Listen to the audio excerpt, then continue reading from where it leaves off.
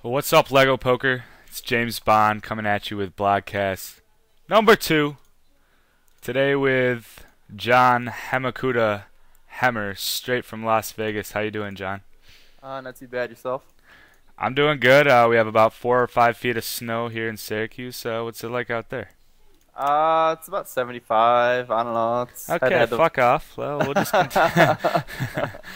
um, so John is living in Las Vegas, doing his thing. I'm sure you all know HemmaCuda from blogging and all that. And I'm gonna let him go right into it. And why don't you tell us about you and poker and your backstory? Um, well, I just graduated from the University of Iowa College of Pharmacy, and that's kind of where I was introduced to poker. My freshman year, I took a calculus class, and this kid told me he was making 2K a month playing online poker, and that he basically saw no reason to stay in school. And I just remember thinking to myself that his story was complete bullshit, and there's just no way he was making 2K a month playing online poker. Right, right. So between that and my freshman year and my senior year, I really didn't. I don't think I played a hand of poker. But my P2 year, I studied with about 3 or 4 guys, and they pooled up and got $50 together and deposited on Full Tilt Poker. And for whatever reason, I wasn't invited into their little donation to Full Tilt. But they started playing dollar tournaments, and I just started watching. I wasn't very good or anything, and they ran that $50 into like 140 without rakeback. And because I mean we had no idea what rakeback was at the time. So at this point, I started thinking to myself that the kid in my calculus class from freshman year that told me he was making 2K a month probably wasn't lying, and I was probably dead wrong. So I set up my own account on Bodog and started playing with Play Money. We used the pharmacy building IP address, so I couldn't log on Full Tilt and start playing cash games or whatever with the same IP. That's why I started playing on Bodog. And I told myself once I hit 1,000,000 play chips, I was going to start playing with real money. So I got my Play Money account up to like 500K, which I was really proud of. And then I final tabled the free roll, which was like $7. And then I placed in the money in another free roll, like back to back. So I had like $10 in my real money account, and I started playing real money at that point, and I guess the rest is history. And never deposited since then, huh? No. I've definitely deposited on Bodog, Full Tilt, yeah, lots of sites. But So that was the start of the addiction, we could say. yeah, I definitely didn't run that $10 into my bankroll. Now I definitely deposited probably like at least 10 times I would think before I started making consistent money. Yeah, that's pretty funny. I remember the college days just like you, and once you see like somebody else with a little success, all of a sudden it's easy to pick it up, right? Yeah, definitely. Like like I had a pretty big math and science background, so they were able to convince me basically that online poker was this huge game of math, and that they understood the math better than the fish or whatever. And that's kind of like how I started playing, thinking that it was just this big game of math, and you needed to know how many outs you had and whatnot, and then I just figured out the rest later. Like I kind of started with the math and just figured out the rest at a later date. Yeah, I don't do any of that math stuff, so I'll let you. I don't either anymore. But like at the time, I was calculating, like how often does my flush draw get there, stuff like that. Right. What is that like? I don't even know. 30 something, 30-ish. Hey, whatever. You just need one more of the same color, right? That's all you need. Right. So when you were in class, did you play poker in class? I did a lot of that during school. Yeah, it got to be pretty degenerate. So my senior year, the way pharmacy works is you do 2 years of undergrad, and then if you're lucky, your third year you get into pharmacy school. A lot of kids do 3 years of undergrad, 4 years of undergrad, get their degree, whatever. But I did 2 years of undergrad, and then my third year I was in pharmacy school, which is 4 years. So it's 6 years total. But anyways, so my senior year, my fourth year, was actually only my second year of pharmacy school, and my third year it got pretty bad to where I was sitting in the back of every class and just grinding, grinding heads up or six max or tournaments or whatever. Yeah, So I can associate with you there. Yeah. Um, all right, that's cool. So as of like this point, I know that you like our first interview. I'm the Grandmaster. He plays mostly heads up. I know that's pretty much only what you play. Is that right? Yeah, I tried to make a transition like maybe a few months ago when the games aren't exactly ideal right now for heads up. I tried to make a transition to six max because I met a bunch of people in Vegas that were having a lot of success with that, but I didn't win. I played like 50,000 hands or something, and I couldn't win. And whether I just ran bad or I played bad, I mean probably a combination of both. I'm sure I'm not a big loser if I am a loser, and I'm sure I'm not a big winner if I am a winner at six max. But at this point, I feel like I can just play 50 NL heads up in six table and have my hourly be pretty close to what it would be in six max. So at some point, I'll cross back over into six max. But right now, heads up has been pretty good to me. So, and it's more fun, I think. Yeah. What is it that intrigues you about heads up? Like, why do you play heads up? What's It's your obsession with it? well, to be honest with you, basically, I started playing, like nine max tournaments, cash games, and then like maybe a little bit of six max because I'd watch videos on card runners or Lego, and they'd be playing six max. So I kind of started playing six max a little bit. I didn't know why I was playing six max. I just knew that pros were playing six max, so that's what I should be doing. But I had this good friend in college. His name was Aaron Salem, and he didn't play poker at all. But he ended up one year being homeless. So he was on Craigslist, and he found a house to stay in that was like on the west side of Iowa City. So he moved out there, and then he knew that I played online poker, and these guys that he moved in with, they did that for a living. He didn't know that at the time. But so he introduced me to those guys, and those guys, all they did was play heads up. So basically, I went over and sweat one of them one day, and then these guys were just making a mint. I mean, there was like three or four of them. They all lived together. They all talk all the time, and I was just really intrigued by that. So I was like, heads up is the way to go. So you're telling me that random heads up players just took in a homeless guy? Yeah, well, they had what they did was they bought a condo in Iowa City, and then they had rooms in it, and they rented out the rooms or whatever. But the one guy only had one room, so he just posted on Craigslist, and yeah, my buddy Aaron was the one that found it. So I mean, it's kind of, I mean, it really worked out for me because I got to, I got to sweat Clink, and then later LT22, who's also a Lego blogger. Yep. And another kid named JJ Burns. So yeah, I mean, a lot of my success just goes to them. That's why I got into heads up, and I mean, I might not be a winning player today if it wasn't for those guys. So That's a cool. It's an interesting way to come about heads up. It's like it's just it's pretty random, but it worked out. yeah. Right? Yeah, I mean, I remember playing heads up as a fish a couple times, but it's really uncomfortable, because you're sitting there with like, Jack 7 off, and you have like second pair, and you know that a pair is good on the flop, but you're not really sure what to do with it. So it puts you in a lot of awkward situations. So yeah, it's just I remember talking to you about like something you really like about it is just the fact that you can actually beat somebody. It's not like it doesn't come down to trading stacks with regs at narrow ranges. You're able to actually get into the psychology of it and play poker. Right. You just, it's really fun to be like in someone else's head and to know what they're thinking and to be one step ahead of them or one level ahead of them. Sure. It's just a lot of fun at that point. So, but I wasn't even near that point, back when I started or whatever. Yeah. So. All right. Cool.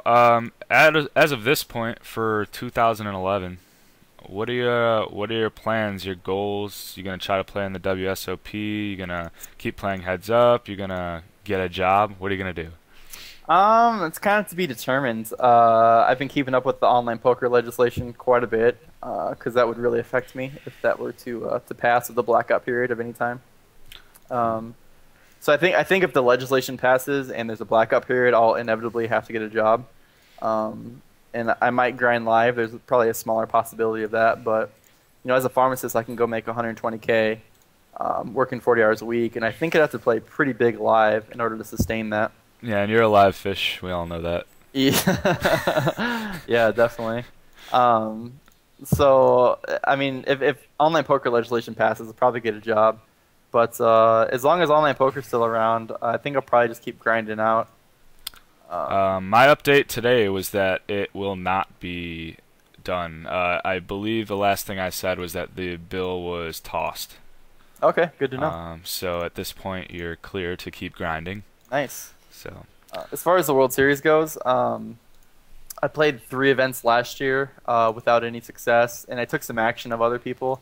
But this year, I'll probably try to play closer to 10 events and maybe sell some action on 2+2 or my blog or whatever, and just go from there. yeah, I can attest you're a good player. So if you guys want to take some action from him, it'd be a good choice. All right, let's keep it going. This question's good. Who is your favorite Lego coach and why? This was kind of a hard question for me to think about because I don't watch that many videos. I've never been like a real big studier. Like I don't really go over hand histories or anything. And I think a lot of the reason for that is heads up to me is so much metagame, you know, and it's just really hard to send someone a hand history and be like and have them understand the metagame, you know, of what's going on or like what just happened that would affect my decision. And I think that's one of the reasons why I'm a big winner. Fundamentally, I'm probably one of the weaker regs, but I think metagame wise, I understand the game flow quite a bit. But because of that, I think A.E. Jones has got to be my favorite Lego producer, and mostly for just the comedic value of his videos, because I get bored pretty easily with most videos. So Yeah, I can understand that. Yeah, I would think some of the videos that like maybe recently, like the last Nuts and Ho video versus Jungle Man, or the Chewy series that came out, where it's not about watching them just play the hands, but you kind of get into his thought process way more than just watching a No Limit 100 Rush video or something. You know what I mean? You're finally seeing what a top level player is thinking at all points, and they do a great job of explaining it. yeah, I haven't seen those. I'll have to check those out. But usually I just watch the A.E. Jones for the entertainment value. For the constant swearing and yeah, I mean he's got good stuff to say about poker too. But it's mainly the entertainment value is why I tune in. So. Yeah. How have you stayed with the Lego community? Have you been pretty active, posting hands and stuff like that? Because I surely don't. I just read blogs. That's pretty much it. The reason I started blogging on Lego was to meet people. And one of the guys I mentioned earlier, LT22, I knew that he blogged on Lego or whatever, and it just seemed like a really good outlet, to get feedback about what's going on, or just to try to empathize with some people. And I was pretty sure that I'd be moving to Vegas, so I wanted to meet a bunch of kids that were going to be in Vegas and stuff. Yeah, so I mean I don't keep up too much with like the forums or hand histories or anything really. So fuck improving your game, right? We don't need. I'm just gonna read about people running under EV. Yeah, that's pretty much how it goes.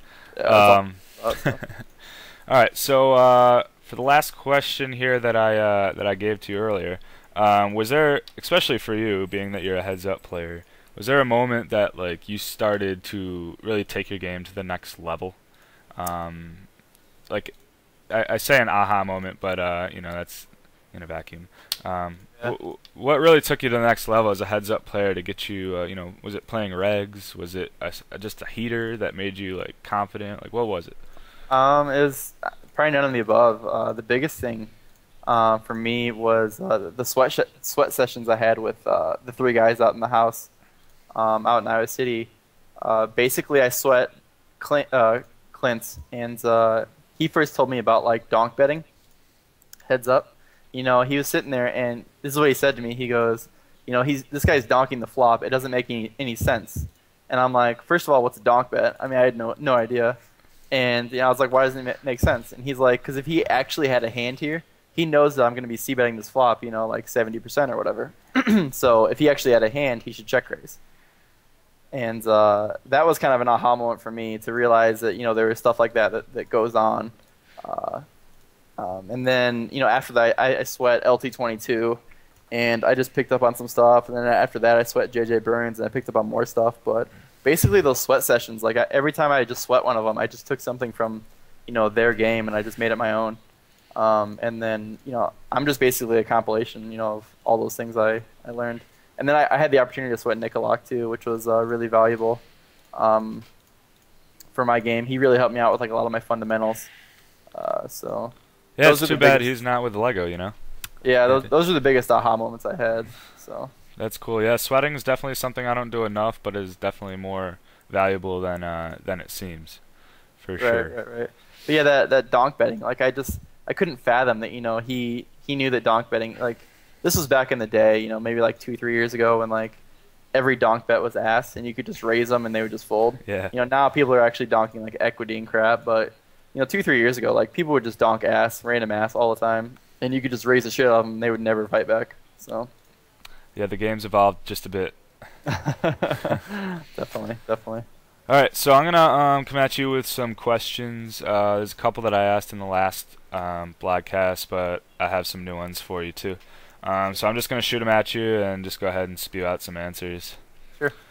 All right, so if you could choose a lineup of a six max dream table to play a session with, who would you fill the other 5 seats with? This is, not you don't want the donkeys just to make money. These are like the guys you respect in poker or dream about playing with, blah blah blah. Definitely. There would have to be like on that table for sure. A.E. Jones, probably for good play and for comedic value. Um, Lucky Chewy. He's another one of the high stakes regs I really respect. CTS. Cole South. And then maybe like a Jungle Man just because he's a heads up guy. That I really respect this game. So. That would be the absolute worst table to ever sit at. I don't think you could have made it worse. Yeah, I'm not Honestly. sure I would post in that game, but Just click sit out. Yeah, yeah, cool. I like those answers. Definitely. That would be a sick table to watch. All right. This one. If you had, I don't know how your tilt control's been over your life, but what was your worst tilting moment in poker? For some reason, I'll never forget this. I was playing heads up, and I was like fairly new to the game, and nothing was going my way, whatever. And I think I was playing 50 NL, and I think at this point I was down like, I don't know, maybe like 200, or I was really tilted. Is the end story. But basically, I remember I was playing this. He must have been a reg. I didn't know anything about table selecting at the time. So I just remember thinking that he was just barreling every flop, every turn, every river. He was just so aggressive. I didn't understand it. So I had like pocket threes, and I decided just to like check call 3 streets out of position with 5 overcards because I thought that he was just barreling, 100%. And if he's barreling 100%, pocket threes have got to be good. But he like showed me top pair at the end of the hand, and I like snap quit because I just knew that I was just so tilted. But yeah, that's like the one thing I'll always remember about. That's probably the last time I tilted. That was like 2 years ago. Yeah, you've come a long way. Your emotional stability's a lot better, huh? Yeah, for sure. It was something I had to learn. And you just have to, in my opinion, like you just have to tilt off like, 2K one day or something in order to understand or be able to fix it. Like I could sit here and tell you, don't tilt, don't tilt, don't tilt, but until you actually do it and like feel the pain, like it's just hard to explain to someone. I agree with that. There was a Phil Ivey quote that it kind of goes along with that in saying that you can't become a winning player until you've dealt with the loss, a big loss. Yeah. I for sure agree with that. I've never heard that before, but that's really good. Yeah, I don't remember the exact one, but definitely good. All right, and kind of to go along with that question, what are your most memorable heads-up sessions? Winning, losing, whatever. My most memorable was for sure when I was forward tabling Gator Kid 26 on full tilt. We forward tabled 10-20, and that was pretty big stakes for me at the time. And I ended up winning. I think like maybe 3 or 4 buy-ins or something off him. He ended up quitting me because I think I won like a couple coin flips maybe. Like I think I won Ace King versus like Queens or something. And then he quit me. He sat it on all 4 tables. But it was really interesting for me because I kept having to try to like change my lines. And it was like one of the first times I had to do that. So basically he was 3-betting really aggressive, like 20% plus or whatever. And I'd be raising dry flops, and then he'd be shoving. But I'd constantly have to like try to take pots away from him, different ways, stuff. But that was like probably a year ago now. So Cool. All right. I know that you have a little fantasy obsession recently. I know you and Monte Ellis have a little love fest going on. But Yeah, definitely. how's your fantasy years going? And do you have any suggestions for people, or how you doing this year? You up, down? What's going on? It's been going really good. I'm up. Fantasy football went okay. I think I made like 5,300 or something this year playing fantasy football. Um, Only made the playoffs with one team, which is fine. And then fantasy basketball started, and about a quarter of the season of the NBA is done. And I'm in like third or fourth place in that league right now. It kind of changes daily, but I have side action with like basically the bottom four teams in that league, including Nicolak. Sorry, Nicolak. But yeah, I have action with like the bottom four teams in that league, so I'm looking really good to make like 20K ish in that league. So That'd be nice. yeah, it's a nice little side income, whatever, and it's something I do anyway. So if I think I have like a pretty good edge in it, but I could be running hot too, so it's hard to tell. And in your fantasy football league, E-Dog's in that, right? I hear he's a pretty sick gambler. Aside from those. Yeah, for sure. I have a piece of JK's team, or JK's Nicolak, sorry. We call him JK. But I have a piece of his team, and we have a lot of side action, every week, and then a total points bet at the end with E-Dog. But yeah, he's got some stories for sure. I was out at the NAPT in LA watching Joe Tehan win the final table in the main event out there. Oh yeah, shout out to Joe for that. That was sick. Yeah, but E-Dog's manager was there, and Erica Schoenberg's brother was there also. So I was talking to them about some of the bets they put in on Sunday mornings during football and stuff at the M. So I mean, it's interesting here. I mean, he's betting like 50K a game. It's numbers that I just can't even comprehend. That's insane. Yeah, and That's just nuts. the variance, and I couldn't even imagine that. Yeah, that's something I'll probably stay away from. I can't beat 200 no limit, whatever. Maybe I should. Maybe I should just give up poker and just go sports bet or something. Maybe run it up. I mean, you just got to go on a heater one time. Shots. All right, man. I got one more question for you, and it's basically, how is it living in Vegas? Would you suggest it to anybody? What are the positives and the negatives? How's the live poker? What's it like being out there at your age and in your situation? Well, I live on the Strip. For those of you that like don't know or whatever, I live in a high rise on the Strip. And I moved from Iowa, and we have like basically hot, humid summers and cold, frigid winters. So it's kind of like extreme. But coming to Vegas so far, everyone said that it was hot out here during the summer. It got up to like 115. But for me, like it's dry heat, so you're not really like sweating or anything, and it's just the weather is really enjoyable. Right now it's 75, and at home I know there's like a couple feet of snow. But there's a lot to do out here. Like I find myself drinking less, if that makes sense. Like in Iowa, like if you wanted to go hang out with your friends, you went to the bar. Here there's like a lot more things to do. Like we went to a hockey game the other night. There's a lot of like really cool restaurants to go to, like Legacy Stadium. Just a lot more fun things to do than back home. So It's pretty cool, right? It's just Yeah. I wouldn't suggest it for everybody, but there's once you start meeting some people out there, there's always it seems like there's always somewhere to go or something to do. And then when you don't have anything to do, you grind. You play some poker. Yeah. I really enjoy being like at the center of the poker universe. Like you can go grind at Bellagio, and there's a bunch of big names there, and it's just not a big deal. I really enjoy that too. So Yeah, that's definitely a cool part of the feel. But yeah, it's like one of the things I've noticed after being out there a bunch of last year too is that you don't have to deal with people questioning you about what you do, because Right. a lot of the people are the same way. How do you feel on that? Yeah, I actually had an incident. I went home for tailgating, which is a pretty big thing in Iowa for football, a couple weekends ago now, for the Ohio State game. And I ran into my old boss, and I was in high school when I worked for him, so this was 6, 7 years ago. But I ran into my old boss, and he was kind of asking me like what I do now or whatever, and I told him I graduated and I live on the Strip and I'm just playing poker right now. And he just started screaming like get a job, and like he was drunk obviously, but it was still like really hurtful, like he was definitely did not approve of what I was doing, and had zero chance of understanding. Yeah. You just can't explain it to someone like that, and he didn't want to hear it in the first place. So, I mean, you can get the gist right after you tell somebody if they're gonna approve or not, and whether or not it's right. even worth trying to explain. You know what And I I'm mean, saying? who knows? Like maybe he went online and tried his hand at it and lost a lot or something. So, Sure. um, he could be scorned from that. But yeah, that was really uncomfortable to say the least. And in Vegas, you just never have to worry about that because there's tons of people that do the same thing. And whenever you go out to eat or you go get your hair cut or whatever, and they ask you what you do, you're like, I play poker.